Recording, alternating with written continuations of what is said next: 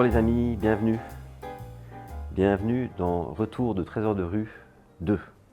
Par rapport à la vidéo de la semaine dernière sur le meilleur vélo urbain, cette vidéo va être un peu moins intense, mais pas moins intéressante. Évidemment, vous avez déjà vu le retour de Trésors de rue numéro 1, donc n'hésitez pas à rejoindre cette autre vidéo pour voir d'autres exemples de projets que j'ai récupérés dans la rue. Ce retour de Trésors de rue 2 sera un peu moins chargé d'objets que le premier.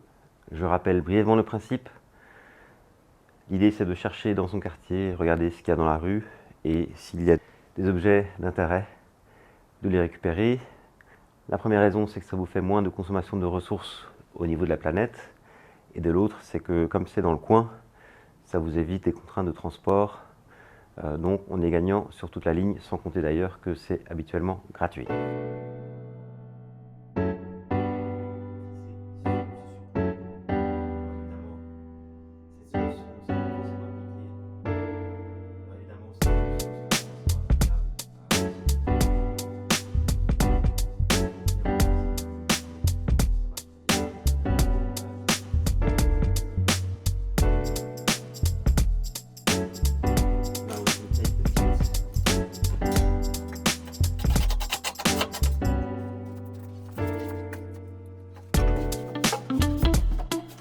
Bonjour les amis, bienvenue.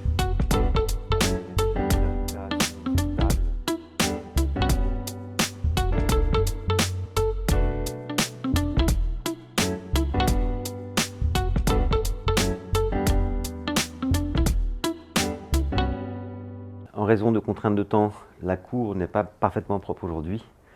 Mais évidemment, je vous invite aussi à regarder la vidéo sur comment nettoyer efficacement une cour avec des dalles. Donc pour retour de Trésors de rue 2, c'est parti. On va commencer par des pièces relativement simples.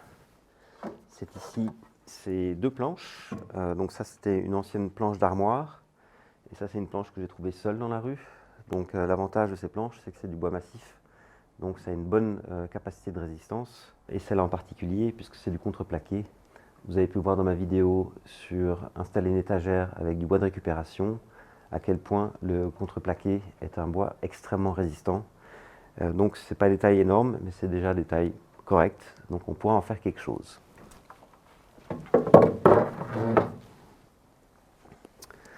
Ensuite, j'ai trouvé ce truc-là. C'est un truc très marrant. C'est pour poser des trucs dessus. Ici, ça pourrait par exemple servir aux plantes. Vous avez vu la magnifique collection de plantes de ma femme dans Rehausser un canapé 1. Ou bien ça pourrait éventuellement servir en cas de besoin, en cas d'inondation légère, dans la maison pour placer des meubles fragiles dessus, le temps que l'eau est encore sur le sol. Ensuite, on a cette petite lampe. Cette petite lampe nous rappelle assez fortement une signature Ikea. Donc ici, il manque simplement la bague pour tenir l'abat-jour. Et dans le pire des cas, si ça ne marchait pas, évidemment, il manque aussi l'ampoule. Je pourrais au moins récupérer ce fil sur lequel il y a un interrupteur. Ensuite, on passe dans la partie plus construction. Donc, j'ai récupéré ce plot dans la rue. Donc ici, il y a le nom du propriétaire. Donc si vous connaissez des gens qui sont dans le domaine de la construction à Bruxelles, n'hésitez pas à leur transmettre cette vidéo. Donc ici, c'est la société qui s'appelle Signature.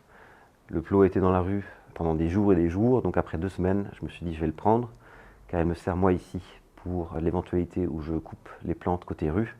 Ça me permet de signaler aux passants qu'il ne faut pas qu'ils passent par cet endroit du trottoir pour leur sécurité. Ensuite, on va retrouver cette grande bassine. Donc ça, franchement, c'est super utile. Ça, c'est plutôt pour la maçonnerie habituellement. Mais là, c'est un grand format qui n'est pas troué. Et là aussi, ça nous rappellera la vidéo sur la gestion des inondations légères dans une maison, puisque le fait que ce soit plat et que ce soit relativement grand permet de récupérer éventuellement une quantité d'eau relativement grande, de l'eau qui se trouve dans le sol de la maison. Donc ça, c'est super pratique. On passe ensuite à ce tiroir. Donc ça, c'est quand même une histoire qui est assez drôle, puisque dans la vidéo sur comment installer un petit meuble en hauteur sur le mur, donc j'ai rajouté les 2 petits tiroirs. Il m'en manque un, donc si l'un ou l'une d'entre vous avait un tiroir comme ça en réserve, qu'il me contacte s'il vous plaît, je serais très reconnaissant. Ce tiroir ici me permettra parfaitement de faire la restauration de ce meuble avec du bois authentique. Et ensuite la poignée, bien que ce soit pas la même, est un peu dans le style. Donc ici c'est vraiment un miracle d'avoir trouvé ce tiroir. Ensuite on passe à ces enseignes. Donc ici l'enseigne bien connue de Coca-Cola. D'ailleurs on verra que la marque est déposée et je rappelle à nos amis entrepreneurs que les questions de gestion de marque sont hyper importantes puisque lorsque votre entreprise prend de la valeur, la marque est un réel facteur de valorisation.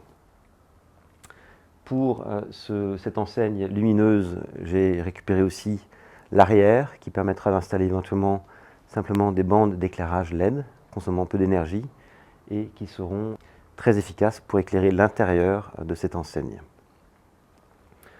On termine ensuite par cette enseigne géante. Donc là je suis très content, évidemment c'est déjà beaucoup plus compliqué à transporter.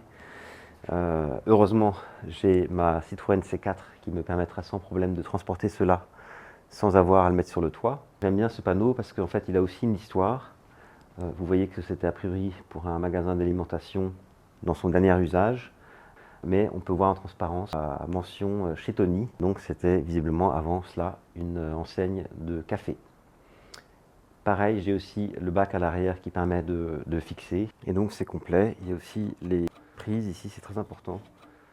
Donc toutes les prises de ce portant d'enseigne sont présentes.